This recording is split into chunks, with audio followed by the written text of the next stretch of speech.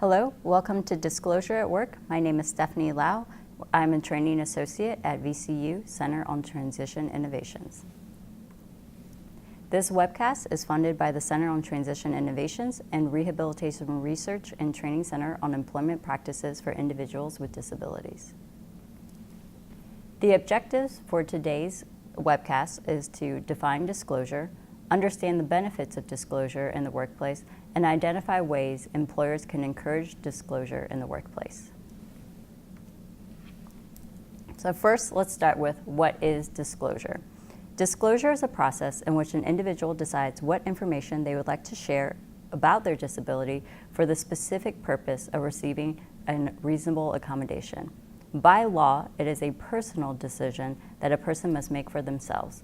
Individuals with disabilities can seek assistance from family members or supports like employment specialists to determine what they share, when they share, how they share, and to whom. There's no standardized form or set of requirements regarding what people must share about their disability. However, in order to receive reasonable accommodations, an employer must be made aware of an individual's support needs. There are benefits to both employee and employer by disclosing, as we will discuss in the following slide. When and how an individual discloses their disability is a very personal decision. However, it is an extremely important one. There are many benefits to disclosing for an employee. By disclosing, they are able to share their support needs, request accommodations, and potentially prevent future frustrations. However, individuals with disabilities may withhold information about their disability out of fear that they may not be hired or that they may be discriminated against in the workplace. For this reason, it is important that employers understand the benefits of disclosure and ways in which they can support an employee who has chosen to disclose. When an employee discloses, it is an opportunity for an employer to build a supportive relationship. By providing reasonable accommodations, they are setting the employee up for successful integration into the workplace. Majority of the time, accommodations have no cost or are very low cost, but they result in improved employee productivity, attendance, and morale, as well as coworker interaction. Not only will appropriate supports help an individual fulfill their job responsibilities, it's also common for other employees to also benefit from these supports. For example, if it is the responsibility of an employee to stock a supply cabinet, a reasonable accommodation may be to label it. By labeling it, the individual can learn his or her job quicker, but it also helps his coworkers know where supplies are kept and will also prevent materials from being misplaced in the supply cabinet. Another example may be the removal of physical barriers to help an individual move around his or her workplace and increase accessibility. However, removing physical barriers will only help his other coworkers as well. Providing supports can also increase general morale. Research on employee engagement reveals that employees who perceive their workplace as having an inclusive climate feel higher levels of empowerment and support. The willingness of an employer to make accommodations for an employee can be viewed as an indicator of a business's inclusive and supportive culture.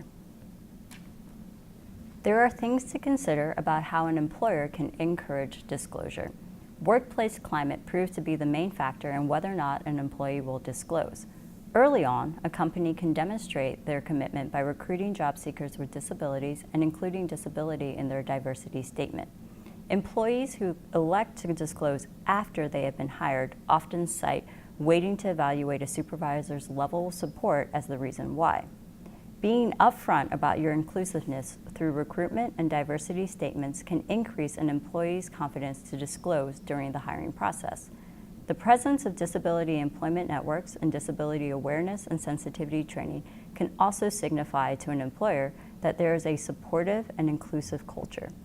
It is important to remember that workplace culture is often top-down, and supervisors and managers can do a lot to foster and model an inclusive environment. Here, I would like to share with you an example of successful disclosure.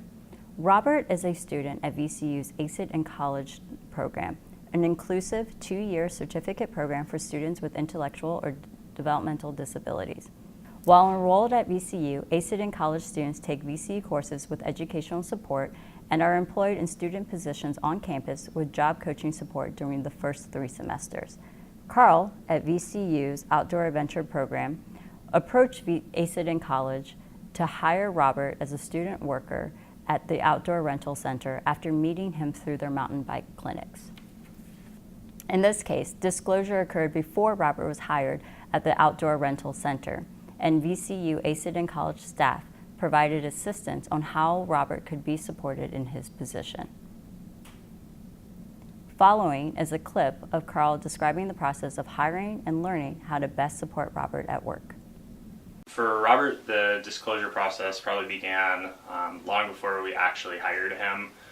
It was a bit non-traditional in the fact that Robert came and started participating in our mountain bike clinics before we even entertained the idea of hiring him. So on the front end, what that looked like is Robert came in the door with his dad and pretty specific set of skills to be able to go mountain biking, and his dad was just like, hey, this is Robert. Robert wants to go mountain biking. Robert's really good at mountain biking. We talked just a little bit about like what coaching on the trail might look like, and then he was off. And that allowed, throughout an entire semester, Robert kept coming and participating in the same activity with the same trip leaders, and they were able to get to know him better. Communication became easier, more comfortable, repeat faces was a positive thing. And then at the end of that semester, after really the disclosure had already happened, is when we started talking about hiring Robert for the internship, and it worked out well.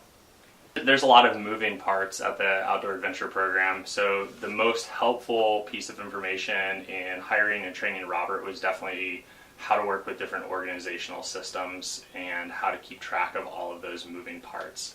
And so just like you need an elephant, one bite at a time, we figured out like what bites were easiest for Robert, and we started with those pieces, and we worked our way up. And so we have an existing competency sheet that we train all of our staff with.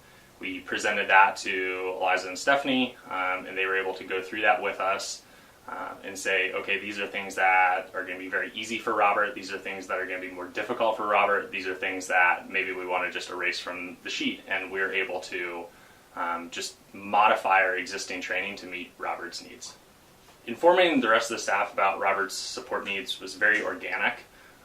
Like I already mentioned, because Robert was participating in our programs, that gave him a chance to meet our trip leaders. And so when Robert began training with us and became an employee, the first thing that we did is we matched him with those faces that he already knew. So the trip leaders that he was with in mountain biking, we just aligned his shifts with their shifts here, and it was a friendly face, just a new setting, and they were able to work with him. That allowed those employees to figure out what worked best and then mentor our other staff on how to best work with Robert. And it just kind of continuously trickled down. We have a really tight-knit family here, and so it just very quickly became Robert part of the family, and we knew what worked best for him. And it was never something that we had to sit down and really discuss as a team in any like formal sense. It's just always on the job, informal, continuing conversation. Having Eliza and Stephanie here was probably more useful for our staff than it ever was for Robert. Taking time in the bike shop to have one of our staff are trying to help Robert with something, and Eliza would maybe like pull them aside and be like, okay, so the way you're teaching this, how I would teach this maybe for Robert would be the following. And so a lot of the on-the-job coaching was not for Robert, a lot of the on-the-job coaching was for our staff. It's important to know just for all of our employees, when they come into work, we have a just set of tasks that need to happen throughout the day in addition to customer service and things that happen on the fly. And so for Robert, he has a task list that he comes with. It's on his iPad, and it allows him to check off those items. It allows him to take breaks throughout the day, and it keeps him on track. And it's been incredibly useful, but also familiarizing our other staff with that process and Robert's task list so that they could help him with it. And it almost became one of those things that it was so helpful for Robert that a lot of our other staff were like, oh, we should have this for us and we should adopt this. In the previous video, Carl described sharing support needs with Robert's coworkers. Sharing supports with a coworker can be a challenging aspect of disclosure. The choice to disclose and what you share with coworkers is also a personal decision. Though a coworker does not need to know the specifics of one's disability, it can be useful for them to understand how to support someone in the job. Having supportive coworkers can make all the difference in whether or not an employee succeeds or does not succeed. Again, if a supervisor models an inclusive culture, then coworkers are much more likely to also be supportive. Next is a video of two of Robert's coworkers, Emma and Tanner, at the Outdoor Rental Center, sharing their experience of learning how to best support Robert and work with him. They also describe how they shared what they learned with Robert's other coworkers so that the entire Outdoor Rental Center could be supportive of Robert in his job. So when I first started working with Robert, how I learned about the best ways to support him were mainly through Stephanie and Eliza with ACEIT. They were really helpful in showing me techniques and how to understand the best way that he works. I think my fondest memory of Robert and I working together is teaching him the can strap, how to roll a can strap, and those are these straps that we use to secure boats and things down on cars.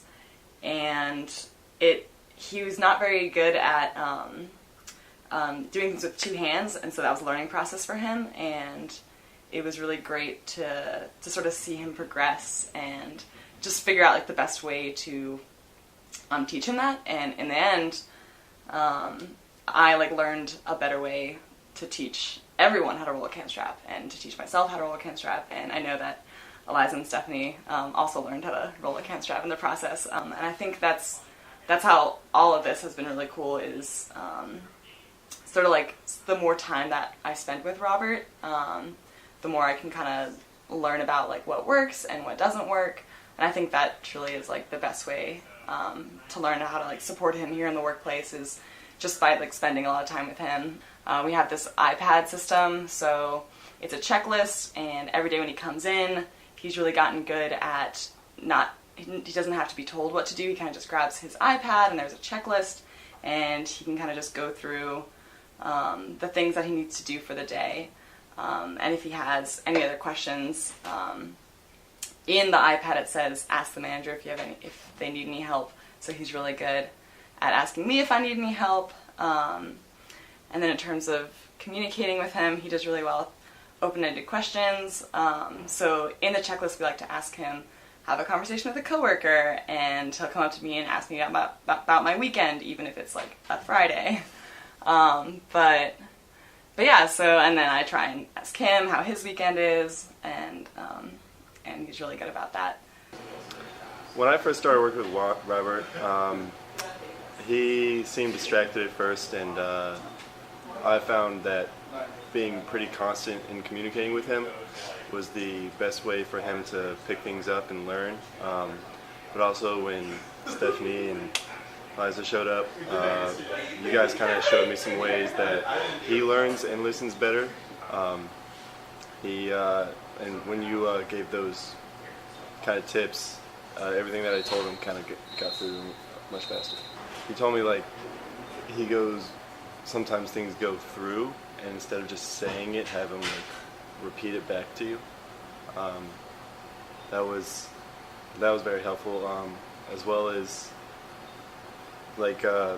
directions kind of didn't help him a lot, so he needed a lot of visual aids, and we definitely started making some visual aids to help him out and get him kind of used to references and remembering things like that.